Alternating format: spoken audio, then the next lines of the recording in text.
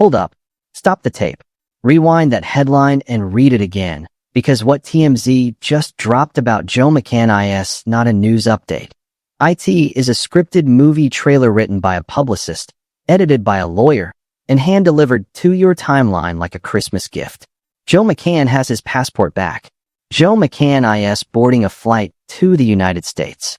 And Joe McCann is about to land at an undisclosed location. And if that one little phrase doesn't make the hair on the back of your neck stand up, I don't know what will. Sit down. Lock the door. Put the phone face down. Because in the next few minutes I am going to walk you through the most surgical, sentence-by-sentence dissection of a publicist hit job you have ever seen in your life. And by the time we are done, you will never read another celebrity exclusive the same way again. This is not a recap. This is an autopsy on an article that is itself trying to bury an autopsy. And the body on the table? It is the truth about what really happened to Ashley Janae. Let me set the room for the people who just walked in. Ashley Janae, 31 years old, influencer, songwriter, light in every room she ever walked into. Friend to Joe Budden, friend to Cardi B, adored by her parents Harry and Yolanda, engaged in Tanzania on what was supposed to be the trip of her life. And then, 6 days after a ring slid onto her finger, she was gone. The hotel said one thing. The local police said another. The fiancé, a 45-year-old crypto guy named Joe McCann, said a third thing. And the only people who refused to play along were Ashley's mother, Ashley's father, Ashley's best friend Britt, and a coroner in Zanzibar who looked at that body and said, out loud, on the record, something here is not right. For 30 days that man sat in Tanzania. For 30 days the world watched. For 30 days Harry and Yolanda buried their grief deep enough to keep working. Not crying on camera, not begging the algorithm, just quietly hiring people, quietly flying experts, quietly running an independent autopsy on American soil while the rest of us argued in comment sections. And now, on day 30, the script flips. TMZ drops an exclusive. The passport is back. The plane is fueled. The story is changing. And the headline reads like Joe just got cleared by a jury. Except no jury ever met. No charges were ever filed. No verdict was ever read. So why does this article smell like a celebration? Because somebody paid for the smell. That is my thesis, and I am going to prove it to you line by line, paragraph by paragraph, word by carefully chosen word. And by the time we finish, you will be able to read a publicist's fingerprints off a screen the same way a detective reads a suspect's fingerprints off a glass. First receipt. Pull up the article right now and look at the source line. TMZ. Exclusive. Again. This is the fourth TMZ exclusive in this case, and every single one of them has come from Joe's side of the table. Joe's lawyer, Joe's publicist, Joe's people. Ashley's mother does not have a TMZ exclusive. Ashley's father does not have a TMZ exclusive. Ashley's best friend, the one who literally lit the match that turned this case international, does not have a TMZ exclusive. Only Joe. Only Joe. Only Joe. For times.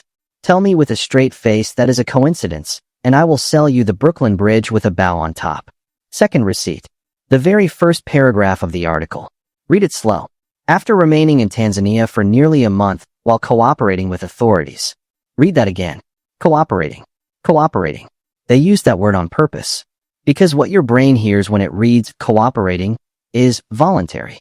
What your brain hears is innocent man helping out. What your brain hears is stand-up guy. That is not journalism. That is hypnosis. The man sat in Tanzania because the moment Ashley's parents stood up, the moment Britt opened her mouth, the moment the U.S. Embassy sent its own coroner to the island, the local case went international and the local laws made sure his passport stayed in a drawer. He did not cooperate. He was contained. There is a difference, and that publicist knows the difference, and he chose the softer verb on purpose. That is not a typo. That is a choice. And choices in PR documents are never accidents. They are surgery. Third receipt. The lawyer, Edward, Joe's attorney, who, and I want you to sit with this for a second, also has Donald Trump on his client list. That alone should rewrite how you read every sentence in that article. Because lawyers at that altitude do not draft regular sentences. They draft sentences engineered to land in your subconscious like little parachutes. Watch how Edward phrases it. He says Joe voluntarily handed over his passport the day after Ashley's passing. Voluntarily. Voluntarily. Notice he does not say Tanzanian authorities required him to surrender it. He does not say his passport was confiscated pending investigation. He says voluntarily, because voluntarily is a word that wraps itself around the reader's ankle and quietly drags them into believing this was a gentleman's gesture, not a legal containment. That is the publicist's job. That is the lawyer's job. And that is precisely why their fingerprints are all over a story that, on paper, claims to be neutral reporting. Now stop for a second and think about who hires that level of legal firepower the day after a fiancé dies. A grieving man does not, in the first 24 hours of the worst grief of his life, dial up a celebrity defense attorney who works for former presidents. A grieving man calls his mother. A grieving man calls a chaplain. A grieving man does not call a lawyer whose Rolodex includes high-profile criminal defendants. Unless, and stay with me here, unless the grieving man already knew, before the body was even cold, that he was going to need that kind of legal architecture around him. That is not grief. That is preparation. And preparation requires foresight. And foresight in the first 24 hours after a death is, in the cold language of homicide detectives, called consciousness of guilt. Fourth receipt. The most jaw-dropping line in the whole article. The line that should have woken every editor in the building up. And I quote, "Authorities haven't said publicly if Joe has been officially cleared by authorities in the investigation, but clearly Joe is not under intense suspicion if they're letting him leave." Read that twice. 3 times. Put it on a t-shirt. Because that sentence is a textbook example of what writers call sleight of hand grammar. The first half of the sentence is a fact. He has not been cleared. The second half is a speculation dressed up as a fact. Well, clearly he must not be a suspect. They glued a guess to a truth and hoped you would swallow the whole thing in one bite. They are praying you read fast. They are praying you skim. They are praying you stop reading at the comma. Because the moment you slow down, the entire illusion collapses. He has not been cleared. Full stop. End of paragraph. Everything after that comma is the publicist talking, not the prosecutor. And here is the magic trick inside the magic trick. The word clearly. Clearly Joe is not under intense suspicion. Clearly. Clearly. That is not a legal term. That is not a law enforcement term. That is a marketing term. That is the word you write when you cannot prove the thing you wish was true. That is the word real reporters strip out of every draft because the moment you write clearly, you have stopped reporting and started persuading. And TMZ, a tabloid that has employed actual lawyers for decades, knows this. They know exactly what that word does. They printed it anyway, which tells you everything you need to know about whose side of the table the editor was sitting on when that paragraph went to press. Fifth receipt. The undisclosed location. Read that part again. Joe is returning to the United States, to an undisclosed location. Sir, you are a grown man. You live in Portland, Oregon. You have a crypto fund. You have a verified Twitter. You spoke at conferences. You appeared on Fox Business. Your face is on YouTube saying the words Solana has product market fit for retail. Your address is not exactly Area 51. So why undisclosed? Why hidden? An innocent man with a grieving heart goes home and falls into the arms of the family of the woman he loved. He goes to Yolanda. He goes to Harry. He gets on the phone with Britt. He says, "Please, let me help you bring her body back." He says, "Please, let me pay for the funeral that you should not have to crowdsource." He does not vanish into a safe house like a witness about to testify against the mob. Unless, and here is the part nobody at TMZ wants to put in bold, unless he is hiding from her family. Unless he is hiding from her friends. Unless he is hiding from you. And let me push that point 1 inch further, because this is where the average viewer stops asking questions and where I want you to keep asking. An undisclosed location is not just about hiding from grieving family members. An undisclosed location is about hiding from process servers. An undisclosed location is about hiding from journalists with subpoena-grade questions. An undisclosed location is about hiding from federal agents who might want to ask follow-up questions about a death in a foreign country involving an American citizen. An undisclosed location is the kind of phrase your defense lawyer recommends when he is genuinely worried about what knocks on your door in the first 90 days after you re-enter the country. Read the phrase like a lawyer reads it, and then read the rest of the article like a lawyer wrote it. Because he did. Now let us stack the timeline because the timeline is the alibi killer. Ashlee and Joe checked into Zuri Zanzibar on April 4th. They were due to fly out April 10th. On April 8th, late at night, the next-door villa, Hut 24, complained about screaming so loud it sounded like cats and dogs going to war inside that room. Management came. Management did not separate the woman from the room. Management separated him. They took Joe to Hut 65, a brisk 8-minute walk away. Now ask yourself, and I want you to really ask, not just here, why him? Why not her? Because in every conflict management training in every 5-star resort on this planet, you move the louder party. You move the aggressor. You move the one who is making the scene. They moved him. Write that down. Underline it. Because that single hotel decision, made by a manager who had nothing to gain or lose, is the loudest piece of testimony in this entire case. Now layer on top of that the geography. Hut 25, the Cardamom Suite, where Ashlee was. Hut 65, the lemongrass area, where Joe was placed. An 8-minute brisk walk. A 3-minute run if a grown man wanted to cover that distance in a hurry. No security perimeter between the two zones. No locked gate. No checkpoint. No camera between him and her except the dim path lighting of a beach resort designed for relaxation, not surveillance. He had a key to the original room. He had legs that worked. He had a temper documented by the neighboring villa loud enough to call hotel management. He had motive. He had opportunity. And he had. And this is the part that should haunt every prosecutor reviewing this file. A head start of unknown length between the moment management walked away from Hut 65 and the moment the hotel attendant opened the door to Hut 25. Then we get to the hotel attendant, the one who supposedly found her, the one who spoke to a Tanzanian newspaper anonymously. He says he ran into Ashlee walking outside her villa, looking for a phone charger. He gave her one. She asked him to come back in 10 minutes. He did not come back in 10. He came back in 20. The door was locked. The lights were off. He used his spare key. And the moment he opened the door, Ashlee dropped from the top of the wardrobe. Stop. Pause the tape in your head. Look at that scene like a director. The door swings inward.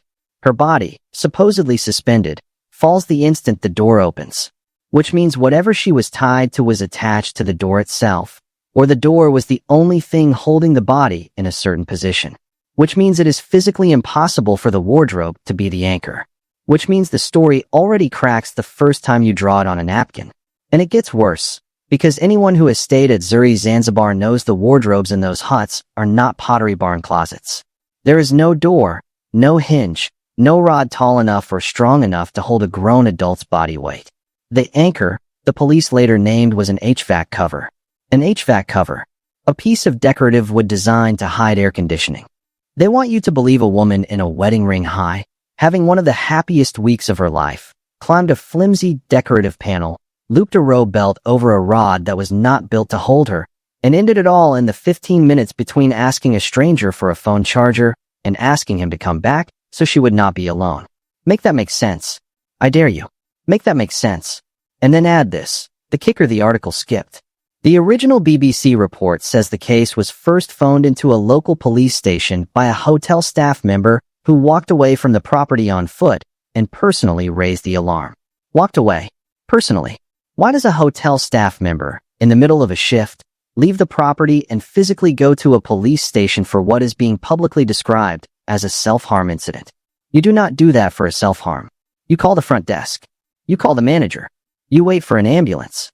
The only reason a worker leaves their shift and walks into a precinct on their own 2 feet is because they saw something on that property they did not trust their own management to report. Read that line in the BBC piece. Sit with it. That hotel worker is the first whistleblower in this case, and we still do not know their name. 6th receipt. The hospital call. Joe sat in that hospital for 11 hours before anyone in Ashlee's family heard a word. 11 hours. Not 11 minutes. Not 1 hour. 11 hours. And when contact finally came, it did not come from Joe, it came from the hotel. The hotel had to call Yolanda. The hotel had to tell a mother her daughter was gone.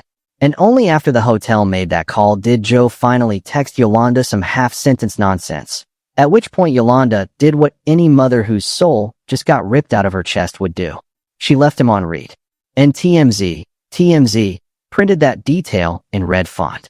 In red. Like Yolanda is the villain in this story. Like the grieving mother of a dead woman is the bad guy, because she did not text back fast enough for the comfort of the man whose fiancé allegedly died in the next room. That is not journalism. That is character assassination on a corpse's mother. And if that does not light a fire in you, check your pulse. Let me say one more thing about those 11 hours, because they are the hinge of this entire case. 11 hours is not the timeline of a grieving fiancé. 11 hours is the timeline of somebody making phone calls. Calling whom? A lawyer, a publicist, a friend who knows a guy, a crypto contact who has done business in Tanzania before, a handler, a fixer. 11 hours is exactly the kind of window you carve out when you are trying to control a story before the people who would contradict it have any idea there is a story to control.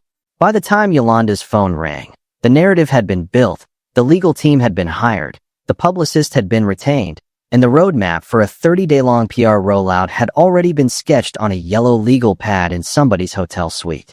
That is what 11 hours buys you. That is what 11 hours costs the truth. Now zoom out, because here is where the unique angle of this story lives, and I have not seen a single creator put it together this way yet. Forget for a moment the question of whether Joe did it. Forget the wardrobe. Forget the autopsy. Look instead at the shape of the publicity rollout, the pattern, the choreography, because what we are watching in real time is not a defense, it is a rebrand. A man whose name was attached to a dead fiancé, an open investigation, and a swirling international scandal is being slowly, sentence by sentence, scrubbed and repackaged into a returning hero. Day 1 of this week, TMZ drops the grieving love letter post. Day 2, TMZ frames Yolanda as the cold mother who would not respond. Day 3, TMZ floats the idea that he was questioned but never arrested.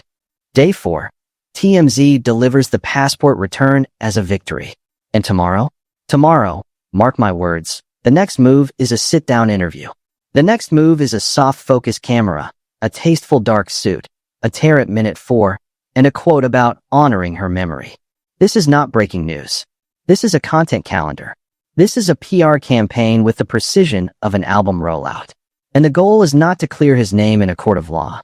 The goal is to clear his name on the only court that matters to a crypto guy, the court of LinkedIn, the court of his investors, the court of the venture capital partners who froze his calls the second this hit the press. He does not need a jury.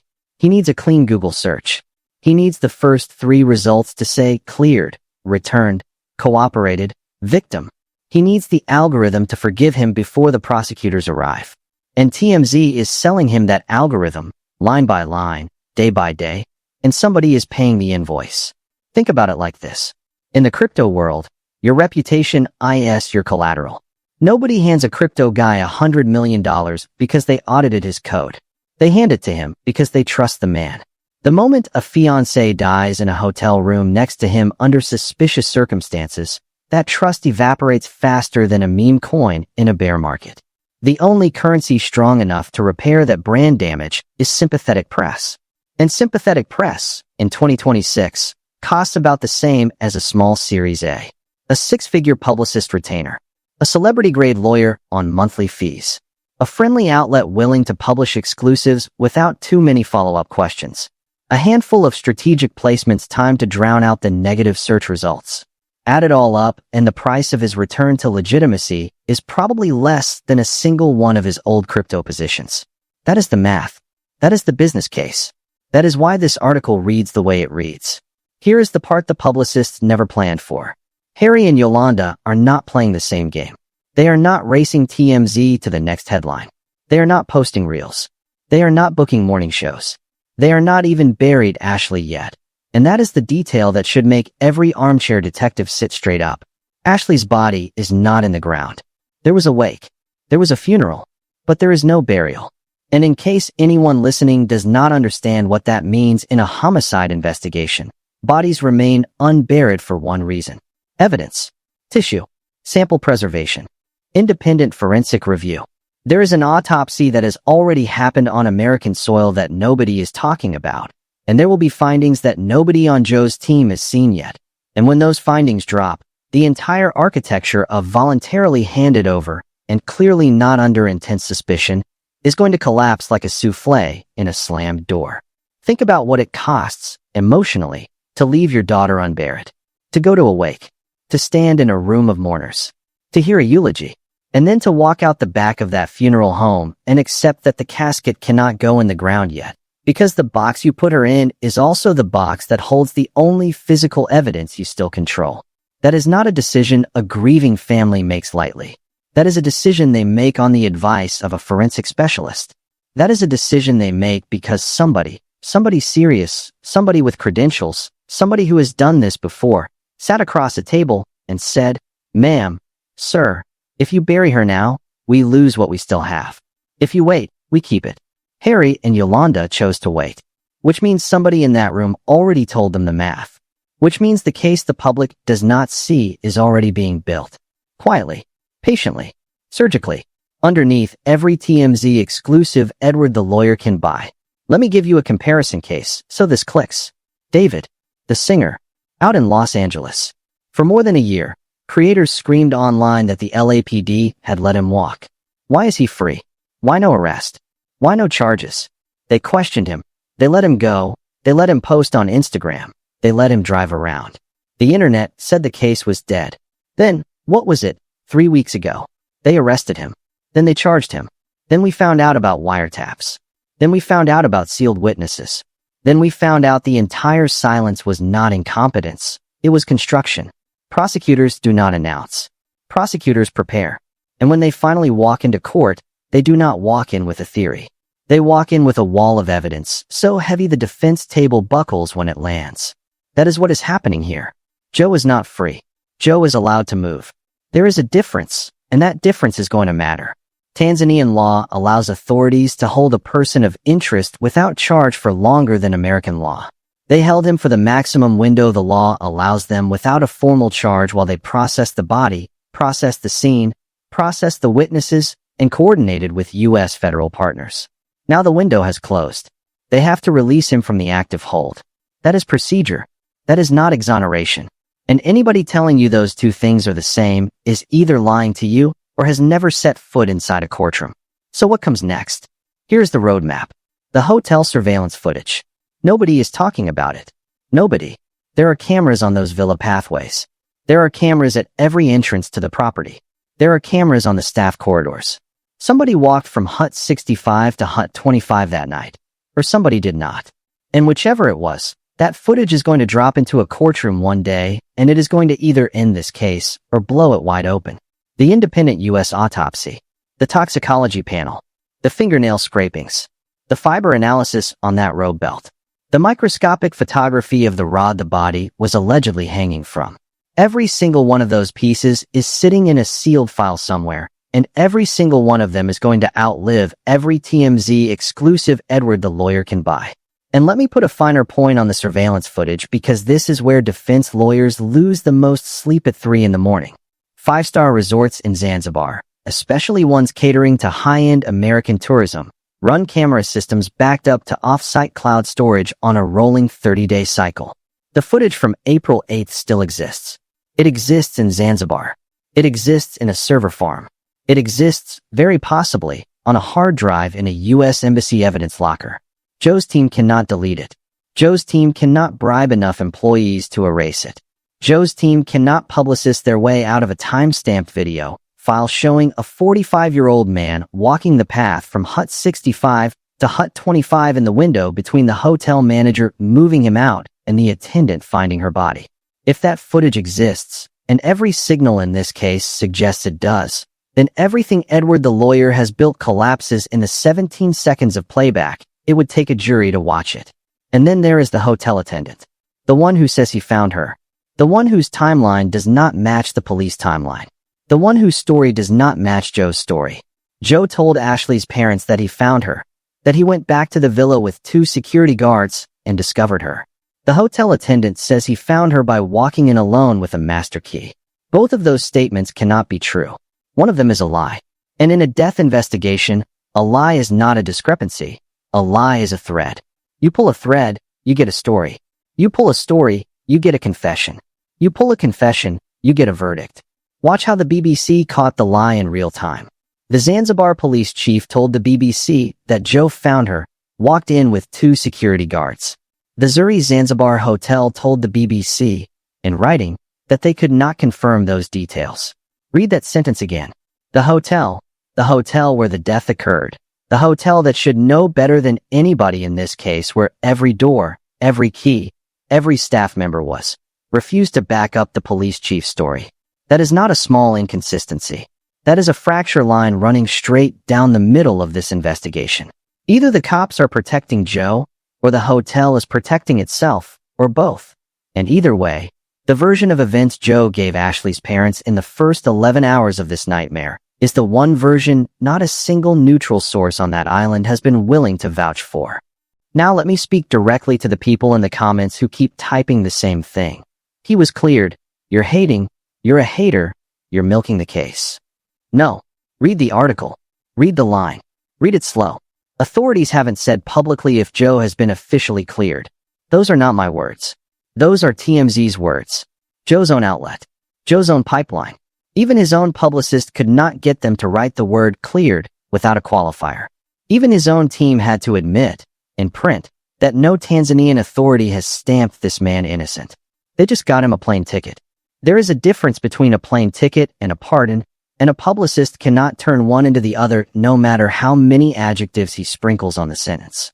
And to the women watching this, and I know there are a lot of you, because this story has stopped you cold, I want you to notice something. Notice how every time a woman dies under suspicious circumstances next to a wealthy man, the playbook is identical. Step 1. The local authorities call it self-harm. Step 2. The man's team frames him as the bereaved partner. Step 3. A stock image perfect statement gets released. Step 4. The woman's character gets quietly slandered in the comments. Step 5. A long, slow news cycle drains public attention until everyone moves on. 5 steps. Always 5 steps. And the only thing that ever disrupts the playbook is a family that refuses to disappear. Harry and Yolanda are that disruption. Brit is that disruption. The independent autopsy is that disruption. The U.S. Embassy coroner who looked at that body and said something is wrong here, that is that disruption. And as long as those disruptions exist, the playbook cannot finish. And here is the deeper pattern, the one even the true crime communities miss. Notice who the smear lands on. It is never the dead woman alone. It is also her mother. Always her mother. The mother becomes the cold one. The mother becomes the unreasonable one. The mother becomes the one who would not return a phone call, would not respond to a text, would not accept the truth. Why the mother? Because the mother is the only person on earth who knows in her bones that her child did not do this to herself. Because the mother is the one who will not be quiet. Because the mother is the only person whose testimony, even if she never sees a courtroom, has the moral weight to keep this story alive in the algorithm long enough for the legal system to catch up. Smear the mother, and you smear the loudest witness. That is why TMZ printed Yolanda's name in red. That is the strategy. And now that you can see the strategy, you cannot unsee it. I have one more thing to show you, and then I am going to hand the mic to you. There are 2 old clips of Joe McCann making the rounds. Joe sitting on a panel, Joe pitching crypto, Joe talking about Solana product market fit, and meme coins and dog with hat and culture adoption. Watch them. Watch his eyes. Watch his cadence. Watch how comfortable he is performing for a camera. Watch how easily the words come. Because this is the version of Joe that the publicist is trying to bring back. This is the brand. This is the LinkedIn headshot. This is the man who needs to be standing on a stage at a conference in 9 months, taking a check from a fund, talking about the next cycle. That is the destination. That is the finish line. And every TMZ exclusive between now and that stage is just another mile marker on the road back to that podium. Look at the language he used on those panels. Idiosyncrasy, hypothesis, permissionless network, product market fit for retail. This is a man fluent in the dialect of cold-blooded financial abstraction. This is a man whose vocabulary is engineered to make grown investors feel out of their depth and hand him capital just so they look smart in the room. Now apply that exact same talent, that exact same fluency in making strangers believe him while feeling slightly inferior to a hotel room, a hospital waiting area, a Tanzanian interrogator, and a TMZ reporter. The skill set translates 1-to-1. That is the unique angle nobody else is naming. He is not running a defense. He is pitching a deck. The deck is called I Did Not Kill My Fiancé. The investors are the public. The valuation is his future earning power. And every line in that TMZ article is a slide. We are not going to let him walk that road quietly. We are not going to scroll past the headline. We are not going to confuse a passport return for a verdict. We are going to keep her name in our mouths. Ashley Janae. Ashley Janae. Say it out loud. Say it again. Put it in the comments. Tag her. Hashtag her. Make sure the algorithm knows that when Joe McCann searches his own name in 6 months, the first 10 results are not the rebrand. They are her. Her smile. Her music. Her voice. Her friends. Her mother. Her father. Her truth. To Yolanda, if you are watching, and I know you are, because you watch every single one of these, I see you. I see the way you have carried this. I see the silence you have chosen on purpose. I see the dignity. I see the strategy. I see the love letter you are writing to your daughter in the form of a flawless, patient, surgical investigation that the publicists never saw coming. Keep going. We are right behind you. To Harry, same. To Britt, same. To every single person in Ashlee's orbit who has refused to take a TMZ check, refused to do a soft focus exclusive, refused to play the rebrand game. We see you. We are with you. We are not going anywhere. And to TMZ, since you are reading this, and I know you read every one of these too, let me make you an offer. You have published 5 smear-adjacent headlines in 7 days. 5 headlines designed to soften a man and harden a mother. 5 headlines I can quote, sentence by sentence, in any deposition that ever comes. If you are not bought and paid for, prove it. Publish 5 headlines about Ashlee. 5 about her music. 5 about her friendships. 5 about the foundation her family is going to build in her name. 5 about the timeline that does not add up. Do that, and I will personally read every one on this channel. Do that, and I will retract every word I have said about your editorial integrity. Do that, and I will eat the apology on camera. But until you do, until that ratio flips, every exclusive you publish is going on the same wall, in the same file, with the same red circle around it. Because somebody, someday, is going to subpoena that pattern. And to the editors at TMZ who think nobody is watching the pattern, somebody is. A federal prosecutor at the Department of Justice reads your site every morning. A consular officer at the U.S. State Department clips your headlines into a daily brief. A homicide investigator in a windowless office in Washington has a folder labeled with Ashlee's name, and every single one of your articles is being printed, dated, and filed in that folder. When this case finally goes to trial, and it will go to trial, the pattern of your coverage will be Exhibit B. Not the smoking gun. Just the receipts of who was telling which side of the story when. That is the kind of paper trail that ruins outlets. Ask anybody who covered the Murdoch trials. Ask anybody who covered the Murdoch case. Ask anybody who has ever sat in a courtroom and watched a defense lawyer try to explain why a tabloid wrote 5 glowing pieces about the defendant in the week before the autopsy report dropped. Let me hand you one more weapon before we close this chapter, because I want you to walk away with something the average viewer does not have. A working framework for spotting publicist-manufactured news the second it hits your feed. Call it the 7-flag test. Flag 1. The outlet is the same on every exclusive. Flag 2. The verbs are all soft, cooperated, voluntarily, returned, allowed. Flag 3. The negatives are buried under speculation. He has not been cleared, but clearly he must be fine. Flag 4. The woman in the story gets her character commented on more than the man does. Flag 5. The man's grief is described, never shown. Flag 6. A third party is the new villain. In this case, Yolanda, in red font. Flag 7. A sit-down interview is teased without ever being scheduled. Run that 7-flag test against any celebrity death story for the next 6 months and watch the same playbook fire over and over again. Once you can see the playbook stops working on you. Once it stops working on you, you stop being the audience and you start being the witness. And witnesses, in the long run, are the only thing publicists are afraid of. Now take that 7-flag test and stack it next to the bigger picture. Because this case is not happening in a vacuum. It is happening in an era where any wealthy man with a credit card can buy a sympathetic news cycle while a working-class family scrapes together a GoFundMe to bring their daughter's body home. It is happening in an era where a single tabloid headline can move a Google search result more effectively than a court ruling.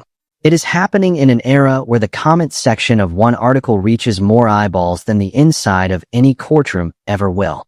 And in that era, the only line of defense between a manufactured innocence and a real verdict is people like you, sitting where you are sitting right now, refusing to scroll past the line that says authorities have not officially cleared him, refusing to forget, refusing to be quiet.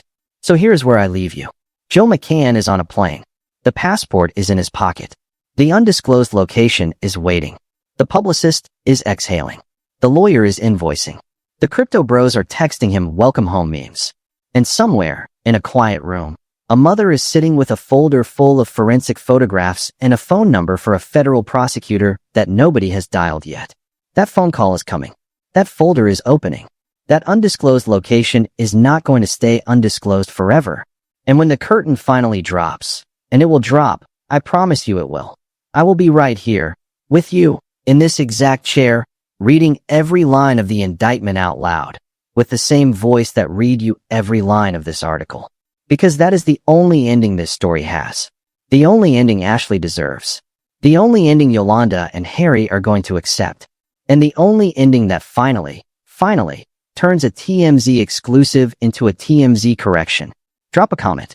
Tell me what you see. Tell me what you noticed in the article that I missed. Tell me which line hit you hardest. Tell me which sentence in that exclusive smelled the worst. Like the video, so the algorithm carries it further than any publicist budget can reach. Subscribe so you do not miss the day the surveillance footage drops. Hit the bell so the moment that indictment lands on a desk in Washington, you are the first person on this planet to hear it from me. And share this. Share it with the friend who keeps saying, well, he was cleared, right? And let them watch the line. Read the line. Sit with the line. Authorities haven't said publicly if Joe has been officially cleared. That line, that single line, is the whole case. Before you click off, hear me on this last beat, because it is the most important thing I will say in this entire breakdown.